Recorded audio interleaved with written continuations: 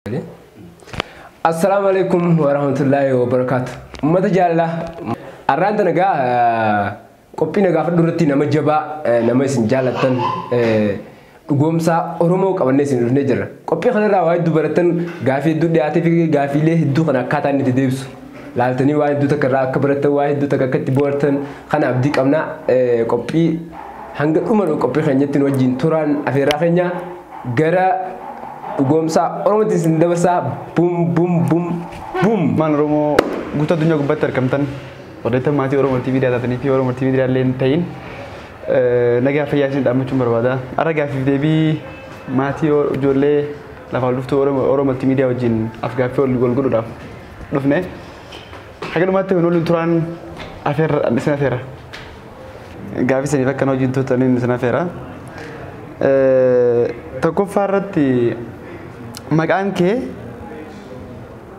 kan duga enyuja makan ke kan duga da dugom san makum ke kan duga ti ani dugom sa abdi mukhtarin jara makan ke kan duga kan mabang ke na base sini cuma berbat baju sada hanat ti fayda me mati te nya khaisa jechun mana bang ke dale khaisa mogos ni makan ke nya gutun sa makan moromoti ani operation gaba kan ragu tada badasa jama ani dugom sada natam sobona e bisa Serana lalu se hamar Germany yang monopoling kia akas makan kia juga kan mah gara-gara film Fatin Darba harmente mal jete siamti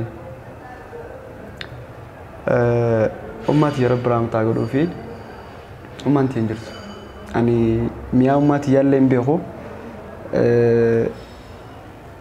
wala sojrat tega ani sinjete ni am tumbeko mia ada wan jamoni umumanu hiriyoota hojii yeroon jiraadhuun gaafa isaan haadhatii ummantii akkasii amantii akkasii waan jedhan adda ga'a malee mi haadhatii yaan beeku rabbi rahmataa godhuu fi kana akkasuma bira naa kutaadha. Gara gaafii sadaffaatti dabar dhifama.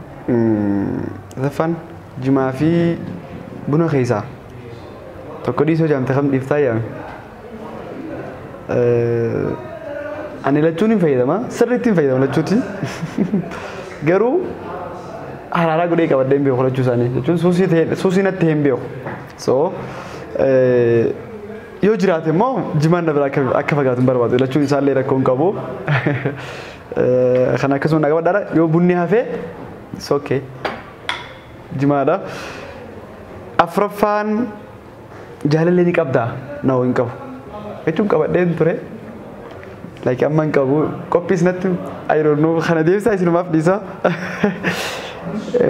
gara gafi shanafara jalate da debe ta ayati wallahi ya habibi eto tari yaro khiyana dan geisetin dabete I don't know akata antil mamuti baka jalate mun nadab debo dabe baka dabe be baka ta kasutta afroto minni Japan siasa fi lubbu nama kamtu caalaa ya lubbu nama caala jee namaan garuu wal maddiitti qabee kaniin fakku fudhachuu fedhu siyaasni yeroo lubbuu jechuun like amma personally ani akka dhuunfaa kiyyaatti dhugoomsaa ta'e siyaasa Oromootiif dhugoomsaan du'eeti siyaasa Oromootiif bu'aan dhufti uummata Oromootiif bu'aan dhufti yoo ta'e I don't care dhimmi lubbuun kiyya baduudha rakko tokko hin qabu kanaaf saayidii sanii yoon qabadhee siyaasniinis addunyaan tuwaa sosoos waan ta'eef garuu immoo jeneraalii lubbuun namaa siyaasa caalti siyaasa sanuu lubbuu namaa tolchu sababii ta'eef lubbuun namaa siyaasa caalti akkasuma na qabadhaa beekamtiidha moo beekumsaatu caalaa jaa beekumsatu caala beekumsi kun manni barumsaa qofatti hin argamu beekamtiin beekamti salphaan dhufti beekumsi garuu laffaatiin dhufu uumamaan kan jiru akkuma jirutti ta'e beekumsa laffaatee malee hin argattu beekamtii garuu salphaate laffaateetuma dhufti beekamtii illee laffaatiidhaan malee hin dhuftu garuu akka beekumsaatii miti fakkeenyaaf saayidii garaagaraatiin beekamuudhaaf hedduu arra namootuma tokko namoota arra dubbatamuu hin qabne yookaan arrabsamuu hin qabne tokko gabbaatee yoo arrabsite namni followers godhu waan hin qaban soo kanaafuu beekamtiin salphaan dhufuu dandeessi beekumsatu caala jee naman kanaafuu beekumsa irratti ati xiyyeeffannoo soonuu dhaamsa qooti. Saddeettaffaan uummata Oromoo kanaaf maal godhuu karoora qabdaa gara fuulduraatti gaafa ija'uudha. Ani uummata Oromoo kanaaf wanni godhuu karoora qabu fuula duratti jechuudha. Tokko kana caalaa jabaadhee miidiyaa guddaa gadhaabee miidiyaan isa rakkate qofa miti kan inni barbaachisu. Gabrummaa qofa keessatti miti kan barbaachisu. Bilisummaa qofa miti kan barbaachisu. Hawaasni tokko jiraate kan jennu politikaalii, sooshalii, biizinasii jabaatee jiraachuu danda'u qaba. Sababa ta'eef biizinasii isaa irratti hojjetamuu qaba, sooshalii isaa irratti hojjetamuu qaba, politikaalii isaa irratti hojjetamuu qaba. Soo kanaafuu miidiyaa kan sun hundi kan ittiin hojjetaman miidiyaadhaan. Kanaaf miidiyaa tokko yoo fedha rabbii ta'e miidiyaa guddaa jabaa tokko gadhaabee hawaasa kanaaf kana caalaatti waan hojii godhuu fi godhuu tokko kanan barbaada. Isa lammaffaa laman jee ture.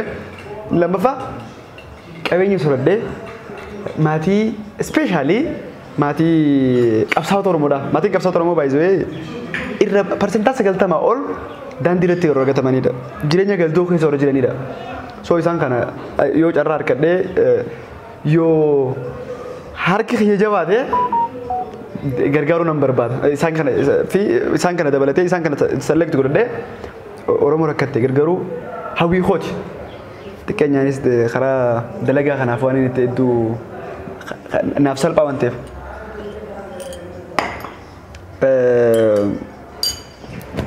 Saglaffaa dhalataa isaati. Ati eessatti guddatte? Eessa dhalattee isa guddattee yaaf jiruudha. Kan hin dhaladhe Harargee jechuun Harargee bahaa aanaa Goromtii magaalaa Daaddootti hin dhaladhe. Aanaan Goromtii kun magaalaan Daaddoo tuni aanaa sadii jijjiiratte baay'ee bishaan lama kadeemuun dhugaa guddadhanii tarii dafee baay'ee jarjaraa qabadhu malee dafee waa bochuun hin qaba. Of laaddeenaan hin jenna malee. Kan maddii dafee waa bochuu hojii yoo ta'e bishaan lama kadeemu dhugaa guddachuu koo ta'uu danda'a jechuudha. Bishaan lama kadeemu gidduu waldaa irratti hin dhaladhe. Waldaa Raammis waldaa gabaaf Raammis jidduutti bishaan Raammisii fi bishaan laga gabaatii fi laga Raammis jidduutti hin dhaladhe. Magaalaa Dodootti jedhamu magaalaa tokkotti hin dhaladhe. Aanaa Gooroom aanaa Baddannoo jala turte jalqaba. Deeftee aanaa Meettaatiin jala turte. Sanboota irraa amma aanaa Gooromtiitiin hoogganamti. Magaalaa xiqqoo sanitti hin dhaladhe. Ollaa nama calanqooti barumsa koo eessatti guddattee hajoof ani akkuma jalqaba irra kaasuudhaaf yaadee ummaatii yeroo biraa mataa godhuu fi ummaatii irraa duutee ijoollee jedhanii yeroo almost waggaa lamatu waggaa takkaa fi waa akkas ta'e yeroon dhaga'u kana gaafa ummaatii irraa duutuu naa fi obboleessa hojii tokko hangafa kiyyaama biyya keessa hin jiru biyyaan baha kana jira. Dhaltee ana waggaa tokko akkasii akaramta biraa mataa godhuu fi sanboota haadha ummaatii biran deemi. Haadha ummaatii na fudhatee isii birattiin jireenya kiyyaa maali ijoollummaa kiyyaa waggaa 10 moo 9 akkas isaan biratti isii birattiin guddadhe sanboota faazirii kiyyaa bira ture achirraa barumsaaf magaalaa sun gara calanqootti jire akkas dhugumsaan kan dhalatee guddatee sararguma keessatti jireenyaaf Finfinnee ammaa jiraatu malee 10 sadarkaan barnoota keetii hangamii baay'ee gaafiin kun namoota hedduutti gaafii ta'uu ture. Nallee nama nani maalirraa akka naan galuu yeroo nani sadarkaa barnoota kootii himee noo akkasii miti yeroo naan jiru waan gan qabanii haayiskuuliin jira. Gana bara kanaan yeroo bijee almost waggaa afur akka saddaaniin mure sadii moo afur akka saddaaniin mure bara nan taraansi fardha yeroo fedha rabbii ta'e akkasii. Akkasin naga badda kura lama irraa jira kutaa kura lama barachaa jira jechuudha baay'ee. Kudha takka gaafitti aantu kudha takka faadha. Fuulduraaf maal irratti hojjechuu barbaadda? Karoora ani bakka hin maal jechuudha dhiifa bakka hatti jidduu goonaa of barbaachisa. So fuulduraaf maal irratti hojjechuu barbaadda? tuqeen ture karaa uummata Oromoo kanaaf ani baay'ee kan namni na hubatu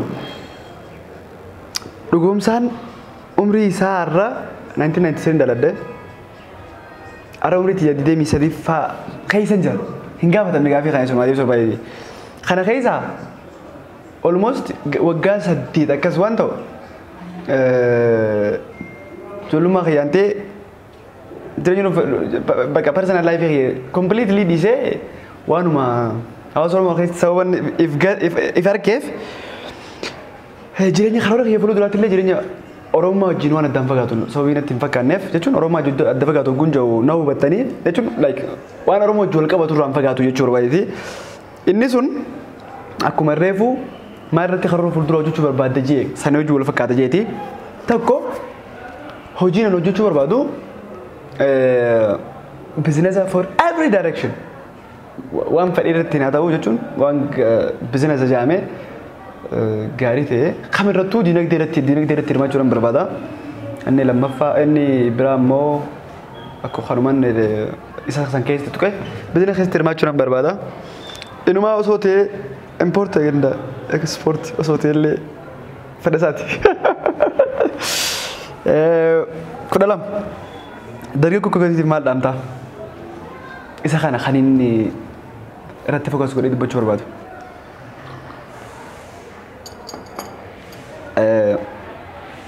Waa'ee sooshaal miidiyaa jechuun wal qabsiisa. Wanni kun yeroo itti waan adda deemuu fi dargaggoon Oromoo ispeeshaalii fuula sooshaal miidiyaa fayyadamnu dhaamsi koo dhaloota seenaa abbootiin dhaadatu akka hin taane. Ani irra lafaa kee ani bar ilma sooressa jaarraa abbaa keessatti hin jee. It's nothing. Hiika tokko hin qabu. Ilma Oromoo qulxuu ta'uun keessatti hiika tokko hin qabu. Ilma Jeneraal Taaddasaa Birruu ta'uun hiika tokko hin qabu. Ilma Waaqoo guutuun hiika tokko hin qabu. Every qabsaa'ota Oromoo qabdu kan dabranii isaanii dhaadadhan hiika hin qabu. Ittiin dhaadachuu hin qabnu jechuu qoomti. Akka isaanii hojjechuudhaaf waan godhuu qabnu danda'utu jira. Fakkeenyaaf gosaa wal qooduu, lagaa wal qooduu, kutaa wal qooduu, amantii wal qooduu. Baay'ee wanni kun dur hin turre. Hin turre dhaloota ammaa kana keessa malee hin turre wanni kun. Jeneraal Taaddasaa Birruu Finfinnee irraa ka'ee Harargeedha kan inni dhaqe. Oromoo mataa walitti qabuudha jecha akka waataa Oromoon itti jireenya keessa jirtu kanarraa jireenya gabrummaa keessa jirtu kanarraa ittiin tarkaanfattuuf shawarraa ka'eeti Harargee deeme.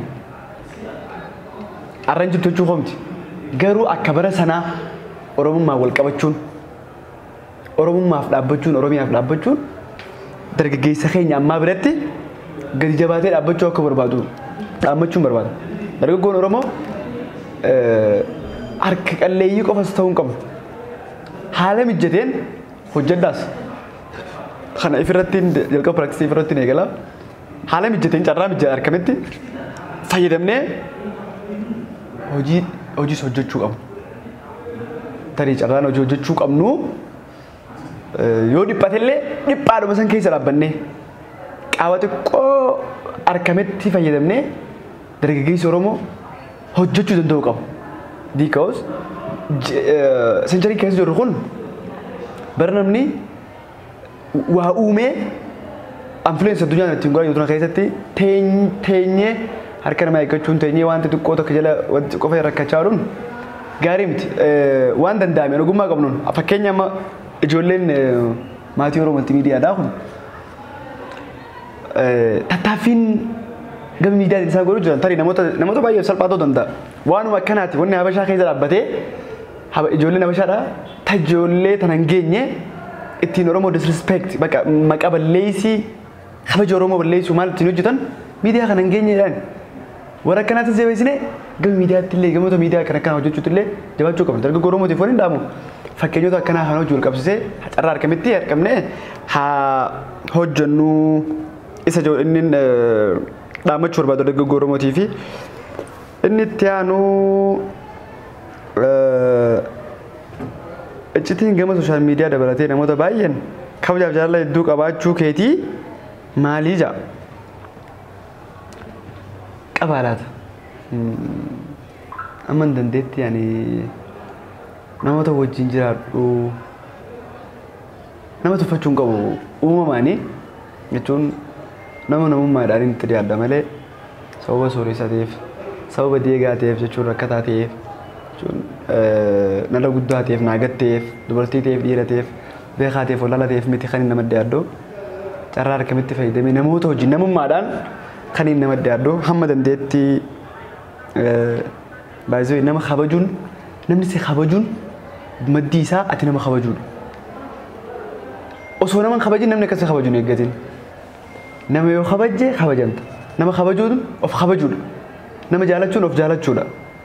Yoo nama kabajin kabaja namarraa eeggatu hin jiru. Bakka loonii ollee faltiin barbaadin jaaba miti. Akkasii maybe kanuma ta'uu danda'a. Tarii ilaalchuma nani namummaadhaan nama kabaju ta'uu danda'a. Kana caalaa immoo kan jajjabadhu rabbi haa taasisu.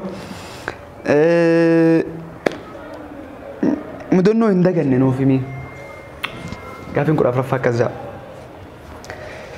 Mudannoon hin daganne ani bara jireenya kootii keessatti an rabbiif galanni haa gahu waaqoo kun galatoofadha. Dhukkubsadhee mana yaalaa dhaqeen beeku.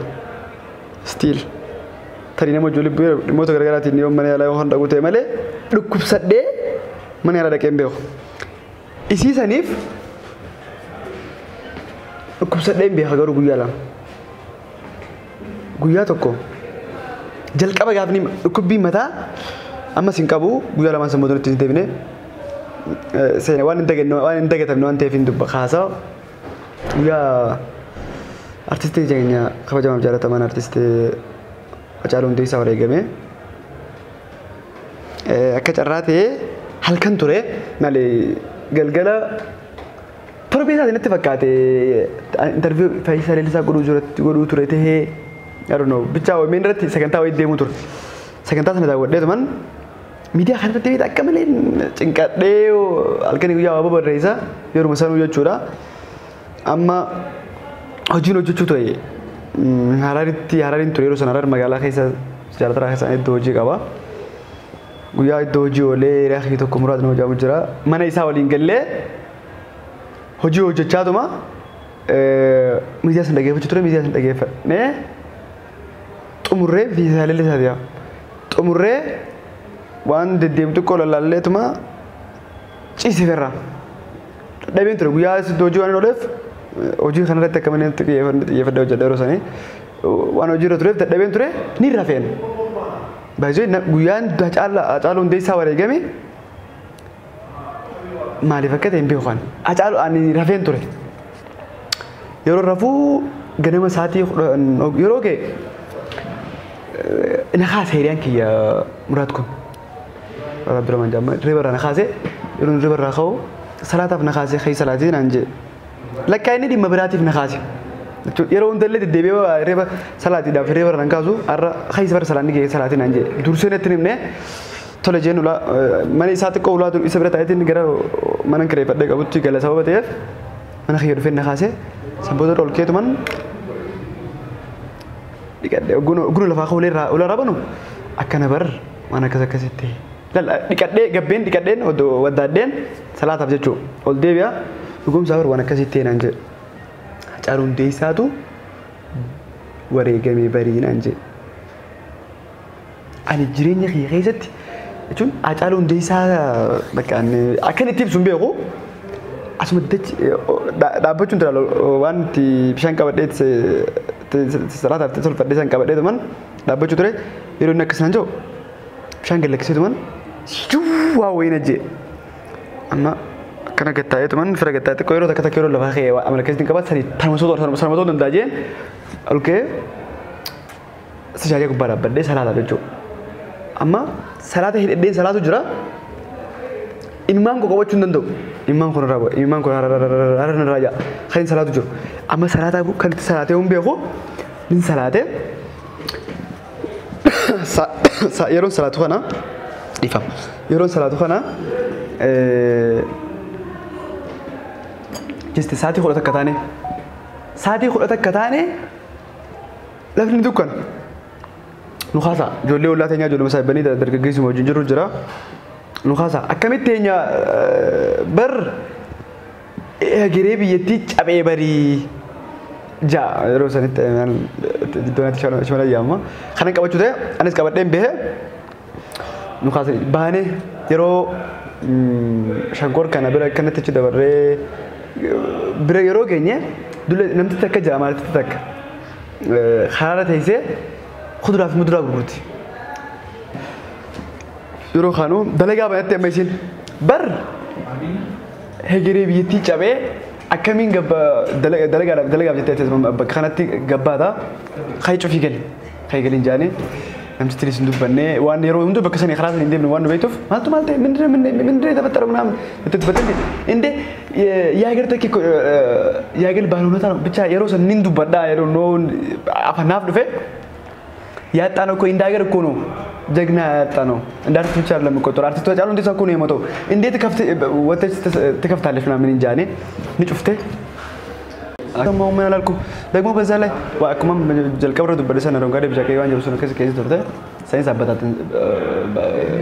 دي سفني شوف سفني برد برة مقالة كذا كبر إنه بتي إيجا نوني تهتي سنجتشو بك سينان ونين إندعجنة برا جرينيا كوتشي كذا بياسن وانسن دعي جنان ديمه غلي دلين ما تركوا بيمة ده خوشنا ديوس ردا for the first time خمسة نركوا بيجياسني ini lama faga kana gafi kasi tifdi aden debara khana seenan inda ganne khabare jirenya qotu khaysti ma safe day jirato kanda gadam nisa kana koreshana fan qabson romo sif mal rarkatte malamo ittidabde ya gafi kuda shanafara ani qabson romoti wanni guddaan irraa argadde hawaasa Oromoo addunyaa kana gubbaa jiran wajjin wal baruu fi eenyummaa kootu irratti focus godhee seenaa abbootiin keenya kaleessa hojjetan dudubbisuudhaan wantoota hedduun hin babarreessanii dubbisuudhaaf hedduun taayimii hin qabu yeroo hedduu sooshaal miidiyaa feesbuuk FB gubbaa uffattiin dabarsu nin dubbisaa googul seenaalee kaleessa dabran nin dubbisaa أماتي إيشون سينا أورومو ترى مراسة وعي 5% دبي سجى يادا so اسمه خنا سينا وانت سينا مال بوان كابس أورومو ترى أركده أورومو جورا برا جورا في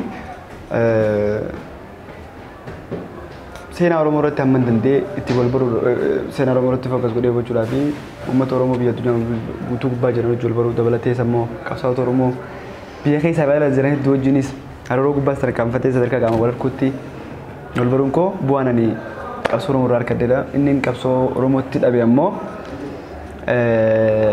like personal life kooti. Personal life koo gunjoo jireenya dhuunfaa kootii guutumaa guututtiin dhiise. Baruu even barnoota dabalatee jechuudha. أماتي المستوى قاعد بريني تدريبه تربفا يجولي تيم أورو من تيم ديارف مال دام تسجيل دوران دورسه تيم أورو من تيم ديا هدون دينك سيفادا غلطي فدا لي جبا دايچنو بادلي سبب نيسا يجولي انتوني personal ان قوانين بيخ جولي أورو من تيم ديا دا قوانين بيخ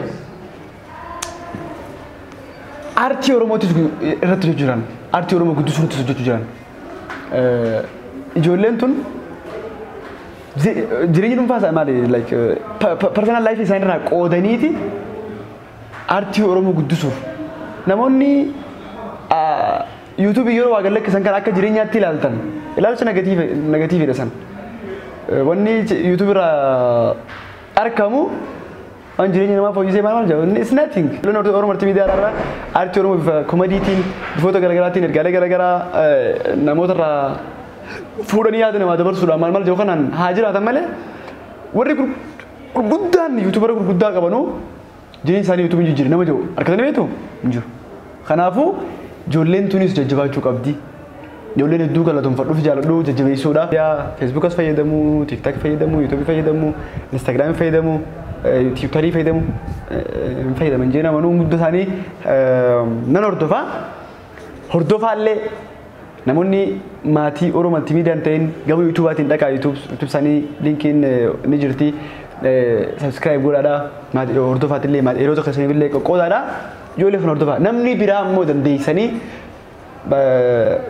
waan hojjetan kana akka caalmaatti bareechanii hojjetaniif humna qabdanii biyyoota keessas ta'e biyya alaa baatti jirtan. Ijoollee tana support naa godhanii akkana jajjabeessitan dhaamsa koo dabarfachuu barbaada.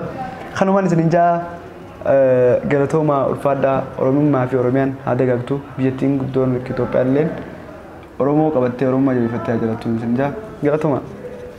Kunoogaa turtiin dhugoomsaa Oromootii hojii goone kana fakkaata akka isin irraa gammaddan abdiin qaba qophii na gaafadhu yeroo biroodhaa eenyu qabannee akka isin dhiyaannu komantii jala nu kaa'uun dagatinaadha galatooma horaa bulaa tiigona.